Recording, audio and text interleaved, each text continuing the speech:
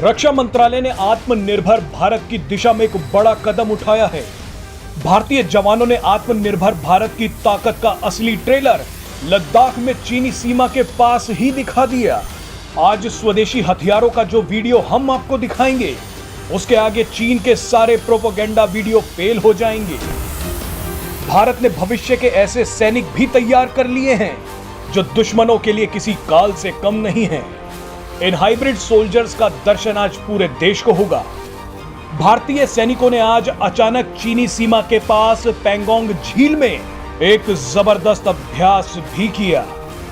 LAC यानी line of actual control पर भारतीय सैनिकों और स्वदेशी हथियारों को देखकर आज सीमा पार चीन के सैनिकों में जबरदस्त हलचल मच गई होगी। इस वीडियो में आपको बताएंगे कि भारत ने अपने दम पर कितने खतरनाक हथियार बना लिए हैं। रक्षा मंत्री ने आज भारतीय सेना को कई सौगातें दी। ये सब वो हथियार या सिस्टम्स हैं जिनकी भविष्य में युद्ध लड़ने में जरूरत पड़ेगी। खासतौर पर चीन भविष्य के युद्धों की तैयारी बहुत तेजी से कर रहा है और उस वॉरफेयर में किसी सैनिक को आधुनिक टेक्नोलॉजी और इंफॉर्मेशन टेक्नोलॉजी से लैस किया जाएगा। वो सैनिक आर्टिफिशियल इंटेलिजेंस का भी इस्तेमाल कर सकेगा। भारतीय सेना को F-INSAS यानी future infantry soldier as a system दिया गया। अब भारतीय सैनिक की जगह F-INSAS यानी future infantry soldier as a system ले लेगा।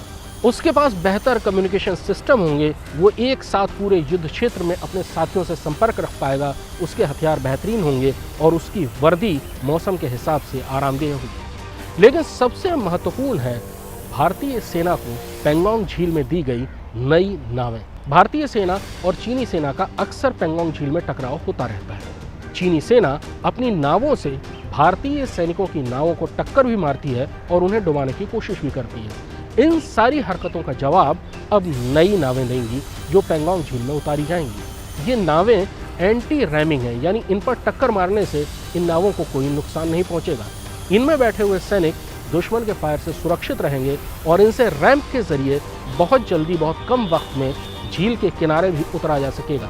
यानी सैनिक को एक तरह से एम्फीबियस कैपेबिलिटी मिलेगी, यानी वो झील के पानी में और झील के किनारे एक साथ बहुत तेजी से कार्रवाई कर सकेगा। चीन के खिलाफ भारतीय सेना को ताकतवर बनाने की ये बड़ी मुहिम है और खास बात यह है कि इनमें से ज्यादातर चीजें आत्मनिर्भर भारत की है, यानी स्वदेश में ही स्वदेशी कंपनियों द्वारा तैयार की गई हैं।